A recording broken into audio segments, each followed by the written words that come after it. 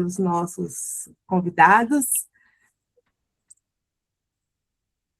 Hoje estamos reunindo aqui para falar de um assunto muito sério. E o assunto que nós vamos tratar hoje é sobre o IRPFM, o Imposto de Renda sobre a Pessoa Física, mínimo, né? Foi uma inovação que surgiu no final do ano passado e gerou muita discussão aí no meio jurídico, né? E vem gerando muita discussão no meio jurídico, né? Antes de iniciar aqui a nossa live, eu quero agradecer a presença, né, do Leonardo Cunha, que é professor da PUC Minas, da pós-graduação, com atuação expressiva aí no planejamento tributário, a Mariela Santana, que também é professora na PUC Minas, tem aí atuação fortíssima em planejamento patrimonial e sucessório, e a Gabriela Pires, que é contadora, advogada tributarista e também mestranda em controle de finanças pela USP. Sejam bem-vindos, agradeço vocês aí pelo convite, por estarem participando desse debate tão importante aqui para a gente e que vai render muitas discussões, né? Agradeço aí a presença de todos que estão aqui presentes na nossa live e vocês também que vão estar assistindo em outro momento essa live, que ela vai ficar salva aqui no Instagram, sejam todos muito bem-vindos. Sem mais delongas, pessoal, vou começar a falar aqui do nosso tema, né? O que fez a gente reunir aqui para tratar sobre essa inovação que teve aí no imposto de renda, né? O imposto de renda da pessoa física mínimo foi uma nova regra introduzida pela Lei 15.270, em novembro de 2025, bem no final do ano passado. Esta nova regra modificou, né, a logística aqui do imposto de renda, considerando algumas isenções e atingindo um mínimo, né, no caso desse imposto mínimo, com algumas pessoas específicas, tá? De modo geral, para pessoas físicas, lembrando que aqui o nosso foco é só pessoa física, tá, pessoal? Pessoa jurídica não entra aqui nessa sistemática, tá?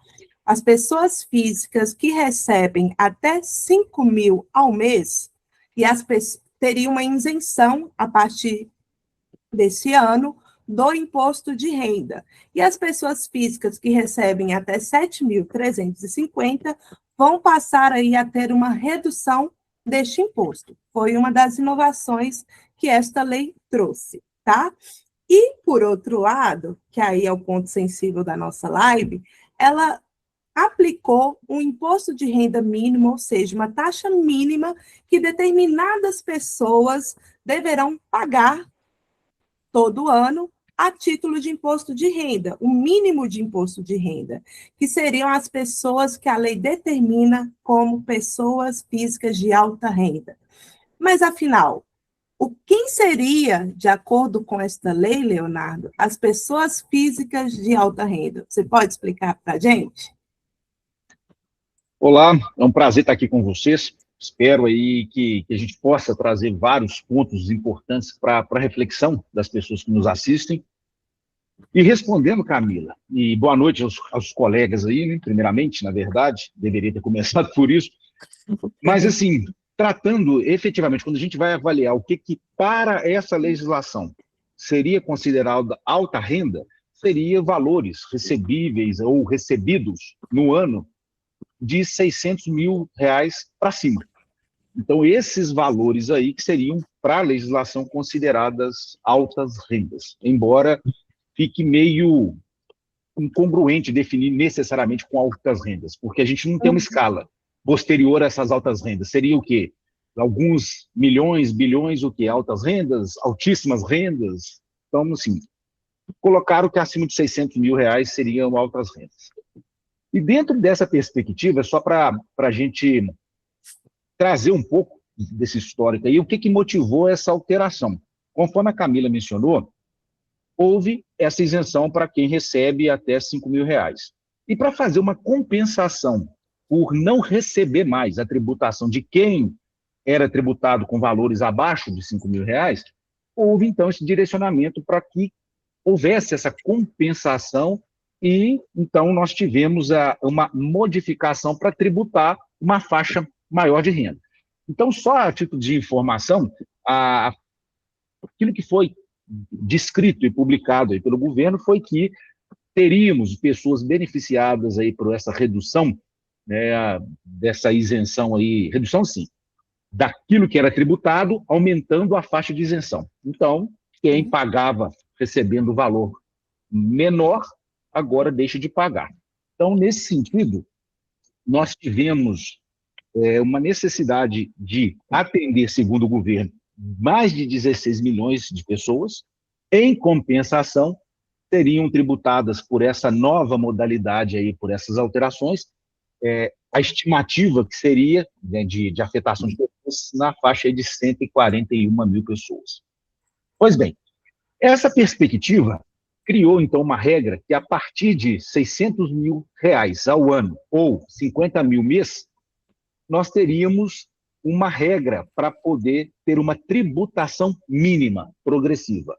Então, no caso anual, de 600 mil até R$1.200.000, nós vamos ter uma faixa de redução, que ela é calculada de acordo com a elevação dessa renda, e tem um fator de redução, sendo que a partir de 1.200.000 não tem redução qualquer e o mínimo da alíquota vai ser, então, 10%. Então, nós temos de 0 até 600 e de 600 até 1.200.000 nós temos uma progressividade, sendo que passando de 1.200.000 nós temos aí 10% como alíquota mínima. Não quer dizer que vai ser só 10%, mas é a alíquota mínima.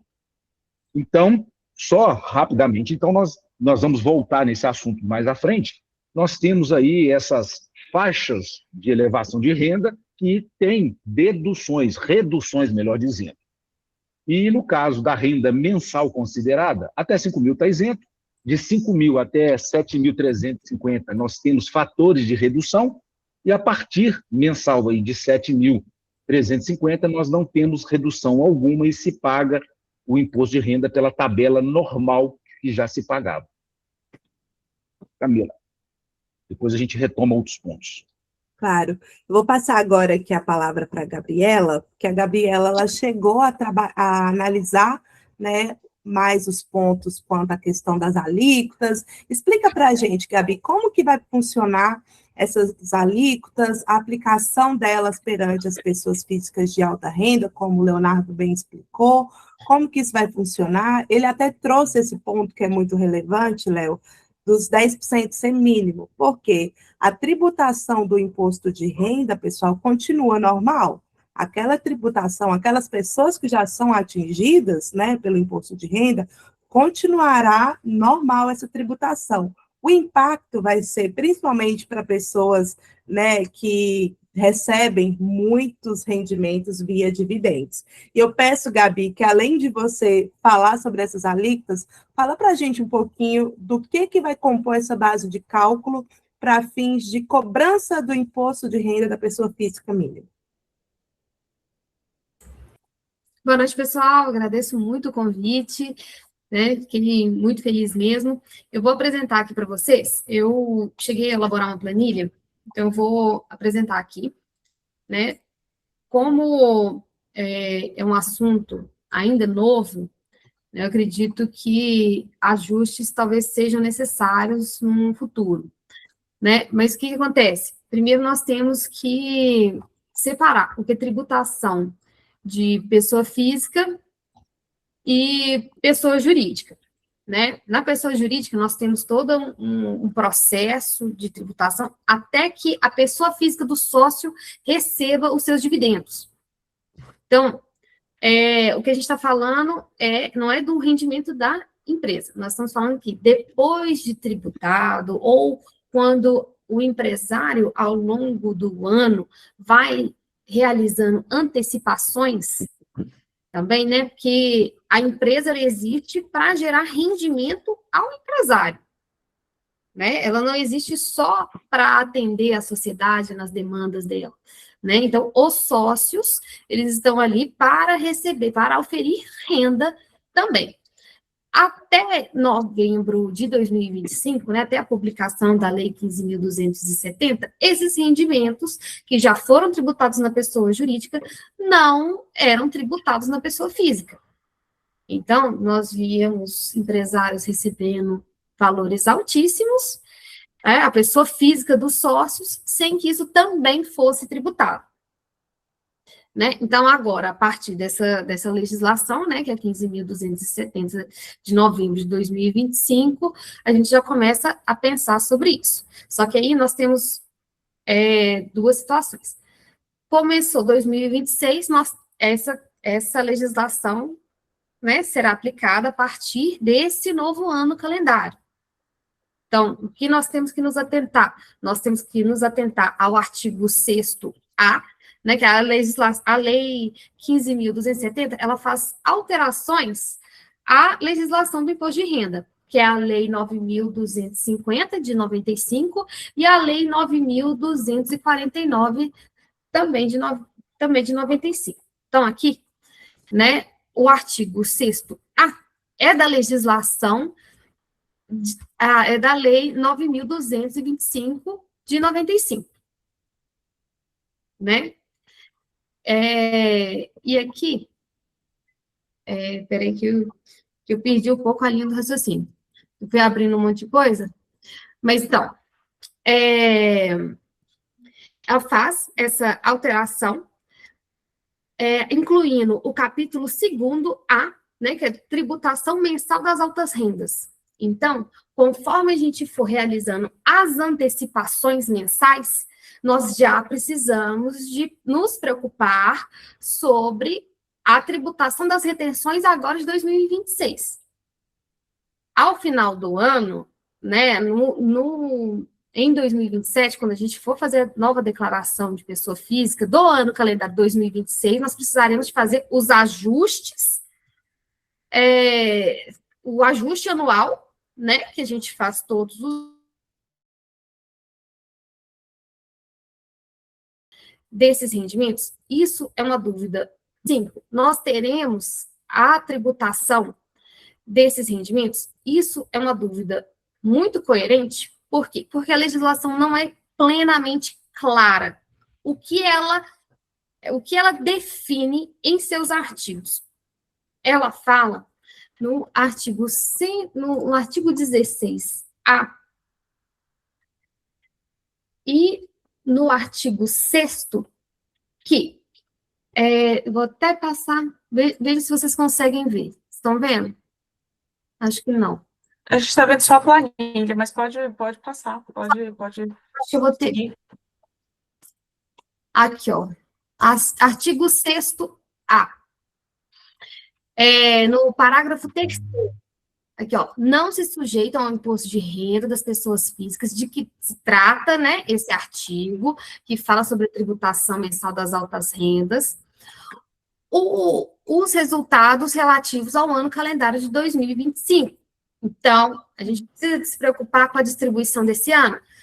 Talvez, porque tudo depende da ata, se a ata foi publicada, informando sobre a distribuição de dividendos até 31 de dezembro de 2025, mas aí nós temos um problema.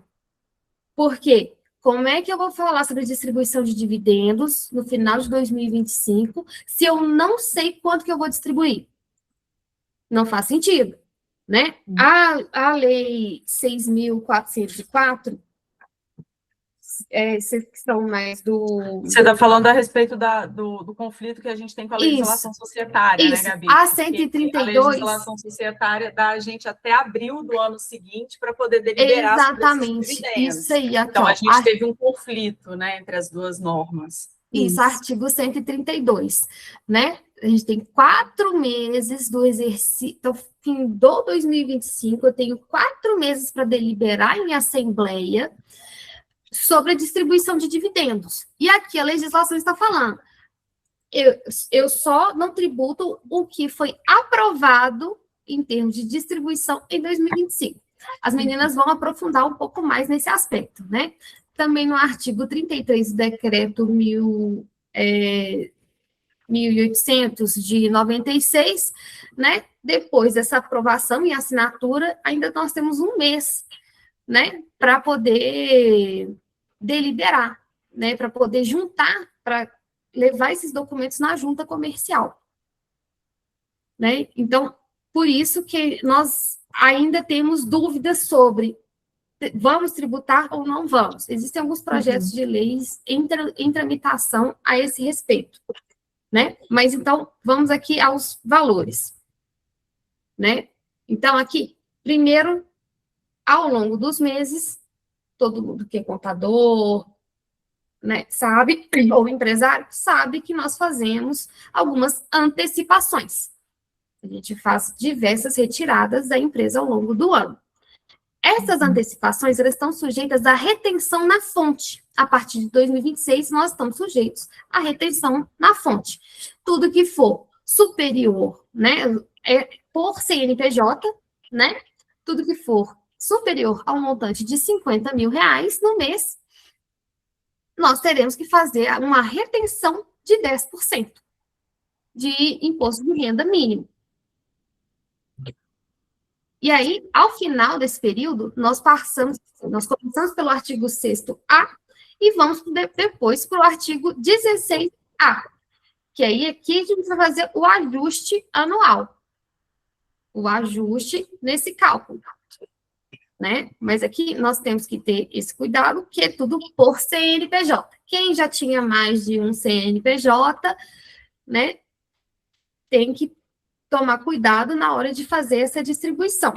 E não vale abrir CNPJ se você não tiver algum outro motivo que não seja a tentativa de redução de tributos. Aqui eu gerei uma planilha pensando num grupo de empresas, né? Aqui nós temos a empresa A, então, né, nós temos um sócio que recebe dividendos da empresa A, recebe 30 mil mensais, então, está abaixo dos 50 mil, não vai ter retenção. Essa retenção aqui, ela não vai existir. Se for 30, isso aqui não vai existir. Zero. Zero de tributação. 50, está na faixa. Se for 50.001, já entra. Então, vai ter que fazer a retenção. Vai ter que fazer uma retenção. Aqui, 70, vai ter que fazer as retenções dos 10%. Chegou no final, a gente vai pegar o total de rendimento da empresa A, o total de rendimento da empresa B, o total de rendimento da empresa C. Nós tivemos um subtotal aqui. Vamos pegar rendimento também da atividade rural, rendimento de aplicação financeira, para poder chegar aqui nesse total de rendimentos. E aí, nós entramos nas deduções dessa base de cálculo. Então, ganhos de capital, a gente retira. Doação, herança, adiantamento de legítima, também a gente retira. LCI, letra hipotecária, LCD, CRI, LIG, fundos de investimento, todos permaneceram isentos, então eles também não incluem aqui nesse cálculo, né? Nós tivemos um total, e aí, né, nós temos um IR... Você pode fazer um favor? Nós Desculpa, teremos, gente. Nós teremos, então, os 10% aplicado aqui. Passou bastante dos 600 mil lá do artigo. Né? E aí, em cima disso daqui, em cima desse total, nós vamos pensar em qual alíquota que vai aplicar. Se o rendimento é até os 600 mil, é zero. Vou colocar aqui 600. 600 mil, zero. Esse aqui, 600.001. Até esse outro valor, até quase 1.200.000, a gente vai ter que fazer uma conta para a gente definir a alíquota, que é o rendimento dividido por 60 mil menos 10. Essa regra é a regra que a lei traz para a gente, né, Gabi? Isso. Aqui, ó. Traz para a gente um cálculo.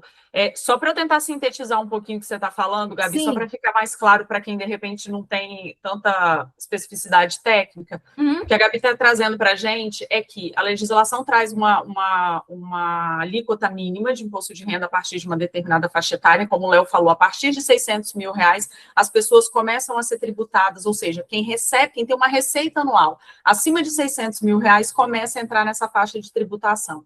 De 600 mil até quem recebe 1.200.000, nós temos esse cálculo que a Gabi está demonstrando, onde essa alíquota ela é progressiva até alcançar os 10% quando a gente chega a 1.200.000. Não é isso, Gabi? Exatamente. Sintetizando o que você está falando com detalhamento técnico, é isso? Isso. Só para a gente compactar, porque para quem não tem o preciosismo, não consegue acompanhar, às vezes, tão tecnicamente. E um detalhe que eu imagino aí, até pelo texto mesmo, né, que está lá na Lei 15.270, essas alterações que a Gabriela pontuou aí, na verdade, a gente vai por exclusão, né? O que não entra? Né? Porque assim, Perfeito. o que não entra, entra. Então, assim, você tem a descrição efetiva, né? Lá no parágrafo 1º do artigo 16A, e essa lei que eu mencionei aí, a 15.270, alterou a Lei 9.250, trouxe justamente nesse parágrafo, né, 1º do artigo 16A, as exceções daquilo que não vai ser considerado na base de cálculo. E uma das exceções também a gente está avaliando uma possível polêmica, a gente vai entrar nela mais à frente, né? Isso. Esse rol é taxativo, Léo? Esse rol tudo eu entendo a que gente sim, só retira da base de cálculo o que tá lá. ali naquele artigo. Sim. É isso. Todo o restante que vai entra. compor a base de cálculo. Sim, aquilo ali são as exceções. O que não está ali entra. E esse ponto que a Gabi bem pontuou, pessoal, sobre a questão das retenções, é que serão dois impactos, né? E uma coisa é a retenção, e outra coisa é a tributação propriamente dita, tá? Quando a lei traz sobre a retenção, o que vai acontecer? Eu, empresa, vou estar transferindo para um sócio valores que superarem R$50 mil, vão ter 10% desse valor retido pela empresa. Então, isso é por CNPJ. Então, vou dar um exemplo, tá? Se o sócio, ele é sócio de duas PJs, duas pessoas jurídicas, o limite que a lei coloca para ter a retenção ou não é 50 mil. Passou de 50 mil, tem retenção, por CNPJ. Então, adentrando até no ponto do planejamento patrimonial propriamente dito, Mariela, aproveitando o gancho do que a gente está tratando aqui sobre as retenções, explica para a gente como que vai funcionar, o que isso tem de impacto no planejamento patrimonial, o que nós, advogados que atuamos nessa área, vamos precisar nos atentar nos planejamentos a partir de agora, considerando esta regra da retenção que a Gabi tão bem explicou, e também para fins de tributação propriamente dita, né? Porque essa regra aí do mínimo, ela surgiu e muitos empresários recebem boa parte dos seus rendimentos a título de dividendos, né? Que só um adendo, tá, pessoal? Essa base de cálculo, reforçando, a partir de agora, não vai ser só rendimento tributável, vamos ter os rendimentos tributáveis mais rendimentos não tributáveis, vai somar esse bolo, e desse bolo do que a pessoa recebeu ali a título de rendimento no ano, vamos verificar se é cabível os 10% de alíquota mínima dessa pessoa de alta renda ou não, tá? Então, explica para a gente, Mariela, como que vai ficar essa estruturação no meio do planejamento patrimonial. Isso sucessório, né? Então, bom, boa noite para todo mundo, que eu já falei aqui um pouquinho, mas nem cumprimentei todo mundo. Obrigada, agradeço aí o convite, Camila.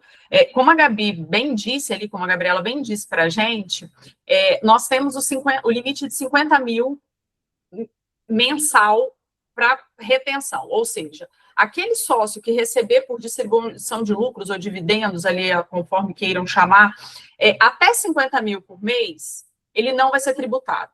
Se ele receber 50 mil e ele já começa a ser tributado. Ele já começa a ser tributado no sentido de retenção. A empresa que vai distribuir precisa reter 10%. E aí depois entra o ajuste que a Gabi falou ao final do ano. Quando a gente vai fazer lá a nossa declaração anual de ajuste de imposto de renda, que todo mundo já faz, esses valores vão ser recalculados. Por quê? O fato de um sócio, né, receber 50 mil reais por mês, mais de 50 mil reais por mês em um determinado mês, não significa que ao final do ano ele obrigatoriamente tenha tido uma receita maior do que 600 mil. Então, se no final do ano, na hora de fazer o ajuste, a declaração de ajuste anual, ficar demonstrado que ele não alcançou aqueles 600 mil reais por ano, aquele valor que foi retido, né, pela empresa na hora de fazer a distribuição de lucros, ele pode ser restituído para aquele sócio. Claro que isso vai depender do ajuste total, como vocês já falaram, isso é o mínimo. As outras incidências de imposto de renda sobre outras rendas, como salário, continuarão existindo, tá? Mas essa questão da retenção, ela já começa a ser importante para a gente quando a gente fala de planejamento patrimonial, porque, às vezes, uma retenção desnecessária ao longo do exercício pode comprometer, por exemplo, o fluxo de caixa daquele sócio. Se você, por exemplo, distribui em um mês 60, 70 mil reais de lucro para um sócio e no restante do ano, por exemplo, ele tem retiradas de 10, de 20 mil reais, que ao final do ano você faz um cálculo de estimativa, não irá atingir os 600 mil reais, você já começa podendo fazer um planejamento para diluir essa distribuição de lucros ao longo do ano. Por caso contrário, você vai ter 10% daquele dividendo que foi pago acima de 50 mil reais em um determinado mês retido, você vai ficar com aquele recurso preso, digamos assim, né, na mão do fisco durante meses, para só depois você fazer a restituição. Então, já começa a ser um ponto importante de análise sobre o aspecto do planejamento patrimonial. Então, você perde liquidez, né, Mari? Você perde liquidez. Então, o sócio planejar ao longo do ano, ter uma expectativa de distribuição de lucros para que ela possa ser diluída, que, na verdade, é o que a Gabi trouxe da antecipação, né, desses lucros. Além disso, a gente tem a utilização das holdings, né, que apesar de muita gente falar que depois da reforma tributária, com todas essas mudanças, a holding estaria condenada a acabar, o que a gente vê na prática é o contrário, né, essa tributação mínima de 10%, de até 10%, ela é prevista só para distribuição de lucros e dividendos para a pessoa física. Quando eu faço uma distribuição de lucros para uma outra pessoa jurídica, essa tributação ela não ocorre. Então, quando a gente pensa aí nos cenários, né, nas estruturas que a gente normalmente faz no aspecto do planejamento patrimonial e até mesmo do planejamento sucessório, onde a gente normalmente constitui holdings, tanto holdings patrimoniais com o objetivo ali de gerir patrimônio familiar ou daquela pessoa física, a gente tem muitas vezes as estruturas das holdings controladoras, né, que tem por objetivo, de fato, controlar outras empresas, controlar outras atividades e gerenciar esse recurso. Então, como a Gabi disse, é óbvio que a gente não pode constituir uma empresa só para receber aqueles dividendos e, eventualmente, transferir para aquele sócio pessoa física, porque isso pode ser interpretado, é uma legislação nova, no futuro isso pode ter alguma interpretação de simulação, ou, enfim, ter alguma desconsideração por parte do fisco.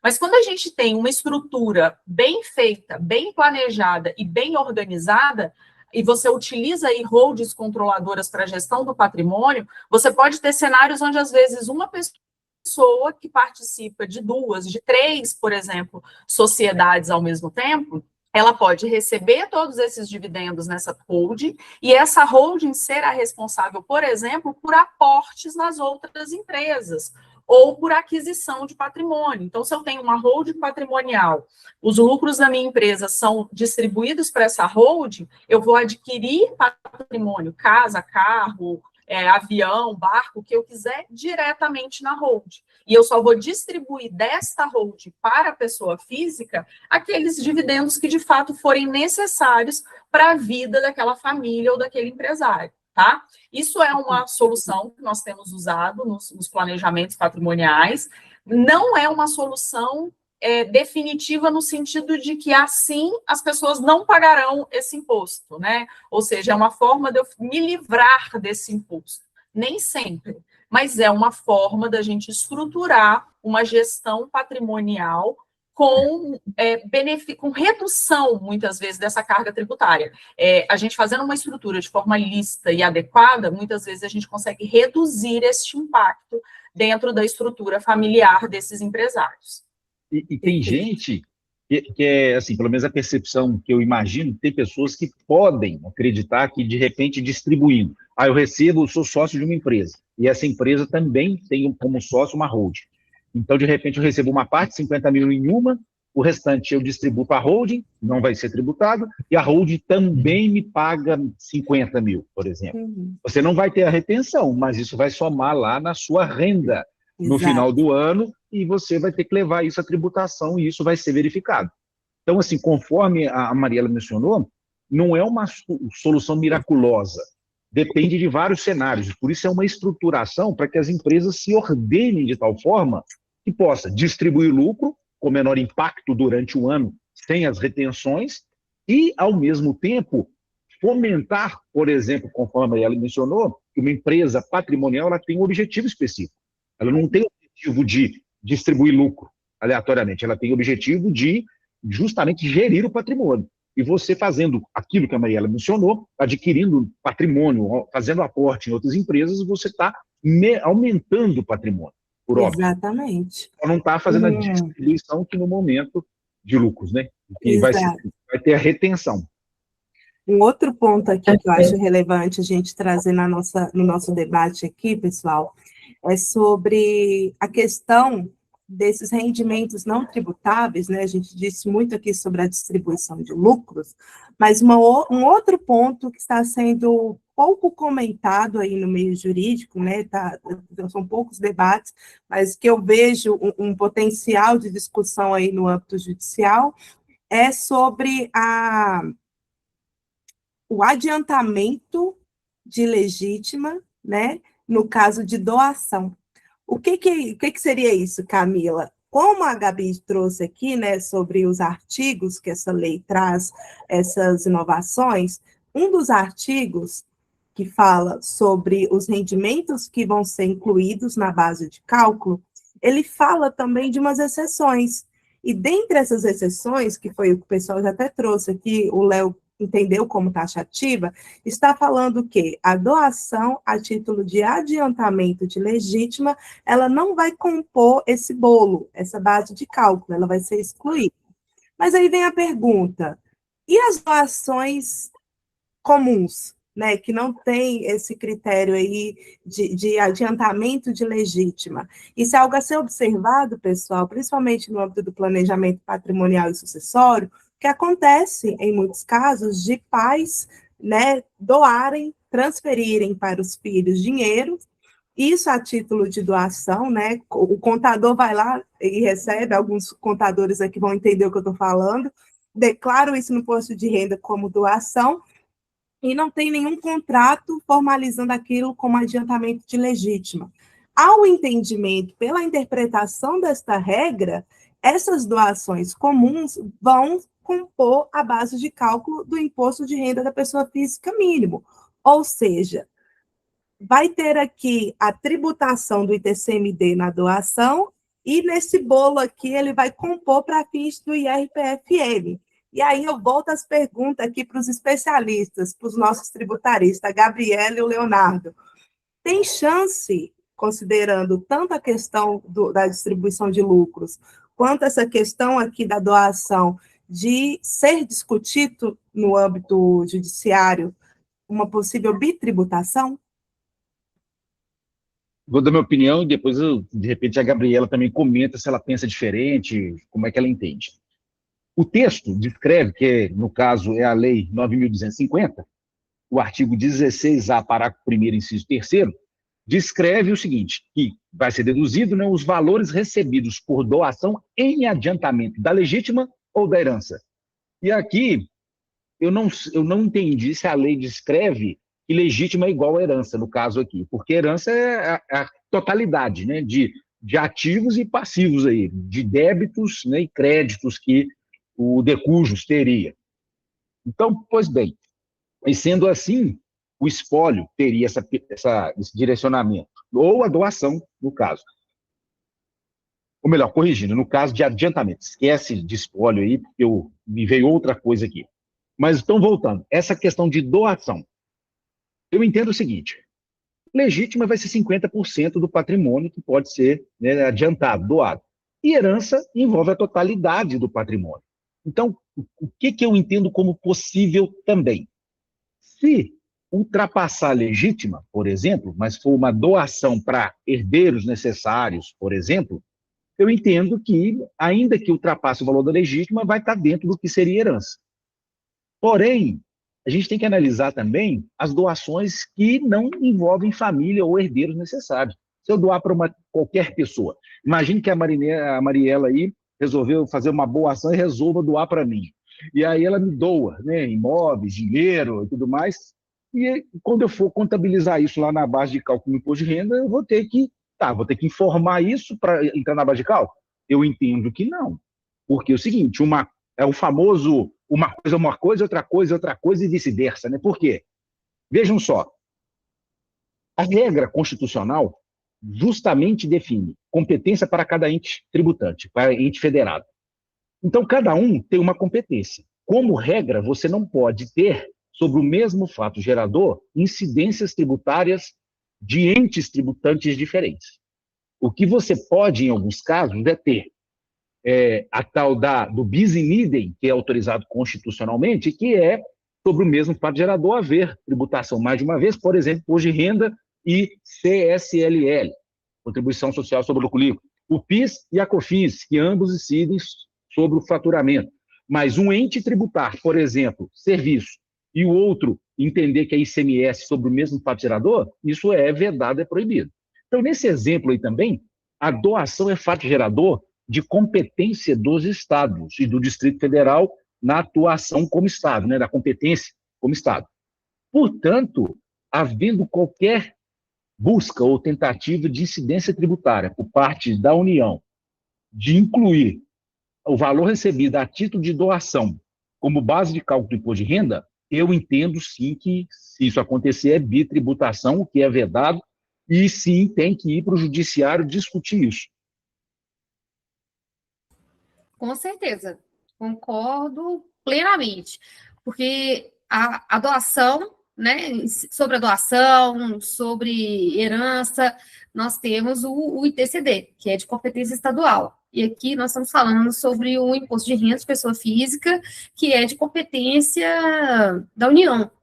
Então, aqui a gente não só misturaria as competências, né, como a gente estaria tributando fatos geradores muito distintos. Né? Então, aqui, ainda bem, né, eles foram bem claros na legislação em afastar a doação em adiantamento de legítima e da herança da tributação desse imposto mínimo, né, do imposto de renda mínimo. Mas aí, nesse caso, por exclusão, vocês não entendem que a doação, eu estou colocando assim, né, a lei trouxe que seria antecipação de legítima e herança. E aí, como o Leonardo falou, e se eu for fazer uma doação para alguém que não é meu herdeiro, não vai ser antecipação de legítima nem de herança. Aí, nesse caso, incidiria o imposto incidiria assim, né? Esse valor que eu recebi de doação, como o Leonardo falou, eu doei para o Leonardo. O Leonardo teria que levar esse valor recebido de doação para compor a base de cálculo do imposto de renda pessoa física mínimo? Eu entendo que, pela lógica, também não teria incidência. Sim. O que você acha, Léo? Eu complemento. Não haveria incidência, não faz sentido misturar competência. Quando a gente tem que analisar o ordenamento jurídico, a gente não pode analisar uma lei, um artigo específico. É uma sistematização, ele é um sistema. Perfeito. E, sendo assim, a legislação infraconstitucional não pode afrontar os próprios conceitos, definições, direcionamentos definidos na Constituição Federal. Porque, senão, não precisaria de ter a Constituição se não é para ser seguida, né? Então, sendo assim, eu entendo que não justifica, ainda que a Receita, eventualmente, se for olhar a literalidade da legislação, não está lá, eu tenho que incluir na base de cálculo. E aí, uma ova que tem que incluir. Entendeu? Então, assim, não tem que incluir nada. Então, ainda que a Receita venha criar caso, se for o caso, de criar confusão aí eu entendo que é uma questão de judicializar. Eu entenderia assim, não incluiria e deixa a receita vídeo. Eu tô puxando esse, como dizem, né, puxando aí a sardinha para o meu lado, porque no dia a dia, quando nós fazemos os planejamentos sucessórios, né, muitas vezes a gente trabalha com a possibilidade de doação por antecipação ali, de transferência desse patrimônio para as próximas gerações. E a gente sempre trabalha dentro do maior aspecto de segurança, né, para o cliente. Então, para evitar problema, obviamente, o cliente quer sempre uma solução que seja menos onerosa, e essa disposição dessa lei virou uma nuvem negra nas nossas cabeças, porque diante dessa disposição, a gente corre o risco de, realizadas as doações, nós termos aí uma incidência tributária sobre esse aspecto. E aí é o que você falou, Leonardo, não vai ter jeito, né? A gente vai ter que fazer a declaração e aguardar. Se vier algum questionamento, a medida, eu concordo com você, que é judicializar. Mas é, de fato, algo que as pessoas estão, poucas pessoas, eu também concordo com a Camila, já vi comentando a respeito, mas virou ali uma nuvenzinha negra na nossa cabeça sobre risco de tributação nessas doações.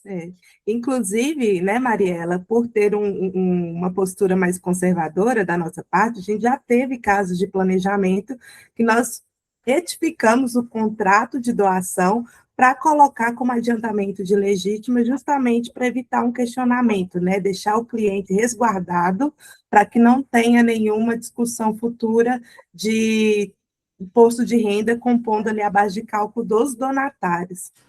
Isso, eu acredito que mais do que nunca, hoje o empresário, ele precisa de andar de mãos dadas com um advogado e com um contador, né, principalmente nessa era de incerteza, com 2 reformas tributárias em jogo, né, nós temos a reforma tributária do consumo e essa nova reforma da tributação do imposto de renda, né, que ela não chegou a atualizar a tabela do imposto de renda, aquela tabela que a gente conhecia, né, ela trouxe algumas reduções para tributações até 5 mil, e, né, a isenção até 5 mil, e até 7 mil e até 7.300, se não me engano. 7.350. Isso, até 7.350 nós também temos uns fatores redutores, né? Mas ela não atualiza, né? O que a gente esperava em termos de reforma do imposto de renda, né? Que seria realmente benéfica para a população, seria a atualização plena da tabela do imposto de renda e possivelmente uma indexação na Selic, por exemplo, né, para que todos os anos essa tabela seja atualizada e os rendimentos sejam tributados conforme, sem o impacto da inflação, né, ou que esse impacto seja menos refletido, né, no final do cálculo. Né, a nossa tabela do imposto de renda ela é de 2015, nós já estamos em 2026 e não tivemos essa atualização. Com certeza, a renda que era tributada em 2015, ela mudou radicalmente para agora.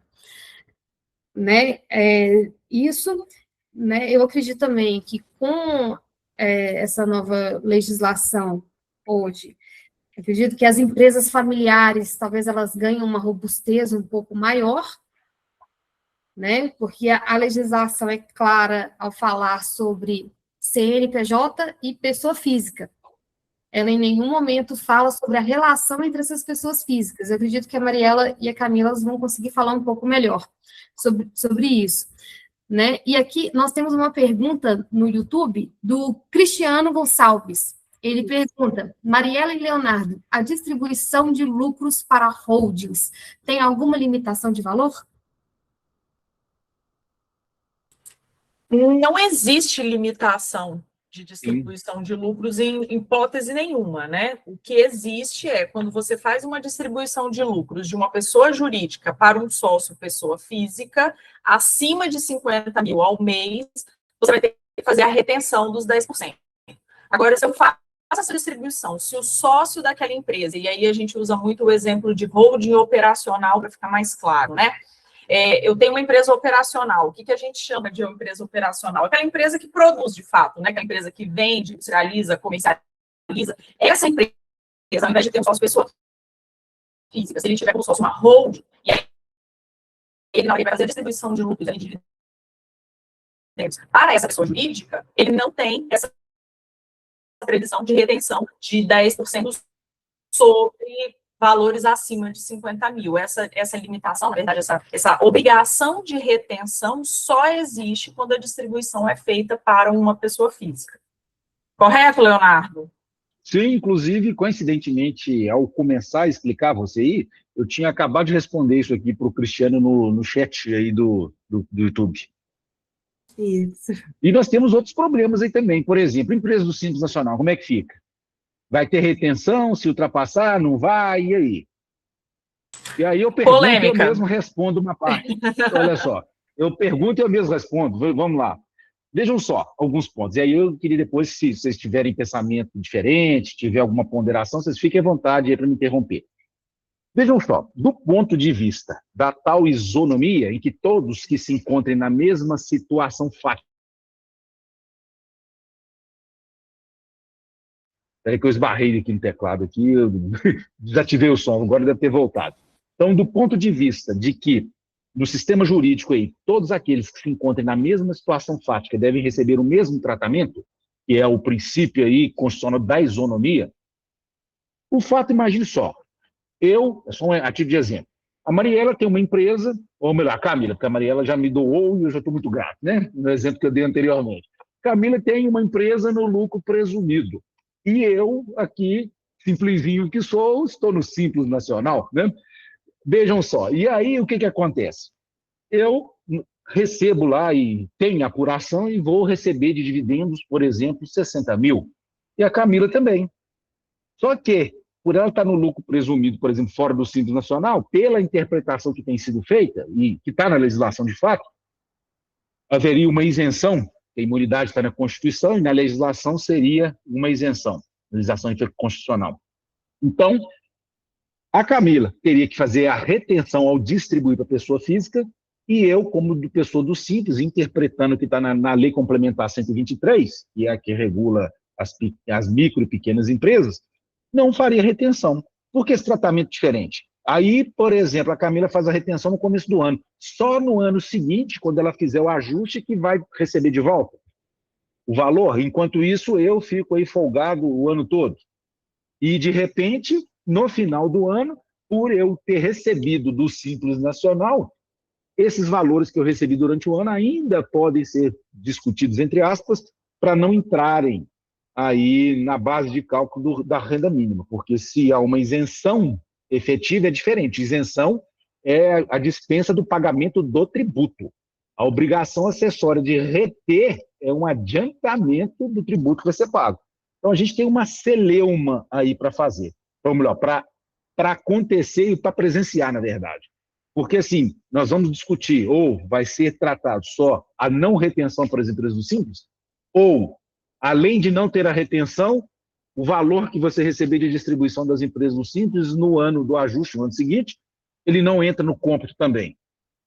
A princípio, teria que entrar, ainda que não tivesse retenção. Porque, do contrário, você vai gerar um problemão aí de tratamento desigual entre as pessoas que se encontram no mesmo patamar de recebimento, né? Então, assim, há quem diga, e eu já estou terminando essa parte, há quem diga que não vai haver retenção e não vai haver tributação. E alguns não vai haver retenção e vai sim haver tributação lá no ajuste, quando for o caso. Perfeito, Eu acho Leonardo. que a insegurança jurídica, nesse aspecto, ela é muito elevada, porque o artigo 14 da legislação do Simples Nacional, né, da Lei Complementar 123, ela fala que os rendimentos do Simples Nacional, eles não são tributados. E agora, com essa nova legislação, né, aqui nós estamos falando em lei complementar, né, a Lei Complementar 132, né, de 2006, que é a legislação do Simples Nacional. E ela claramente informa que o rendimento do Simples Nacional não é tributado. Né? E aqui nós estamos falando de um faturamento de até 4 milhões e 800, que ao final pode sim ter uma distribuição significativa. E aí nós temos um conflito de normas, porque, se não me engano, essa legislação, né, a 15.270, ela é uma lei ordinária, não é, Léo? Sim. Sim. Porque aí, qual que vai valer nesse caso? Nós não temos nenhum dispositivo nessa legislação falando sobre Simples Nacional. Nós não temos nenhum indicativo. Mas qual que nós vamos utilizar? Uma lei complementar, que é uma lei mais forte que uma lei ordinária, ou nós vamos nos submeter a uma legislação ordinária nesse aspecto? E aí a busca que, pelo menos assim, as pessoas têm tratado é justamente a prevalência do que está na lei complementar. E aí, como eu disse, é uma questão de isenção. E aí o que a Gabriela mencionou é muito claro e certo do que está lá nesse artigo 14, né, dessa lei complementar aí, 123 de 2006.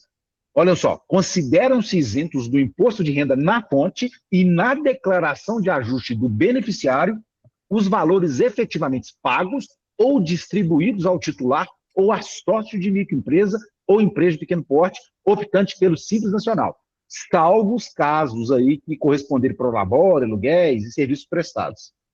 Então vejam que, pela descrição do artigo, de fato, fica contraproducente aí uma exigência tributária em relação àquilo que se recebe. Por outro lado, analisando sistematicamente o ordenamento jurídico, a gente cria um problema de tratamento desigual para quem se encontra em mesma situação fática. Exato. E aí, como resolve? Então, a gente termina essa live aqui com vários questionamentos, né? Cenas dos próximos capítulos. Temas dos próximos capítulos, literalmente, né? A gente tem aí tanto conflito entre normas, conflito na regra societária, com a lei ordinária, conflito com lei complementar. O que nós concluímos com isso tudo, pessoal, é que tem muita discussão pela frente ainda. Se preparem, como a Gabi trouxe, é o momento de estar de mãos dadas com o seu contador e com o seu advogado, para não ser pego de surpresa lá na frente. Ainda tem muita discussão pela frente, mas aqui nós só mapeamos algumas delas, né, as principais delas. Pessoal, eu estou querendo caminhar aqui para o final da live, não sei se vocês têm mais alguma consideração. Agradecer muito esse debate, agradecer a presença de vocês, a presença dos nossos ouvintes que estão acompanhando essa live ao vivo, aos demais que vão estar acompanhando essa live, que vai ficar salva aqui no canal da Gabi, e convidá-los para uma próxima conversa, quem sabe, né, até um próximo encontro, da gente tratando aí sobre mais questões das reformas tributárias, né, imposto de renda, reforma tributária, a reforma do consumo.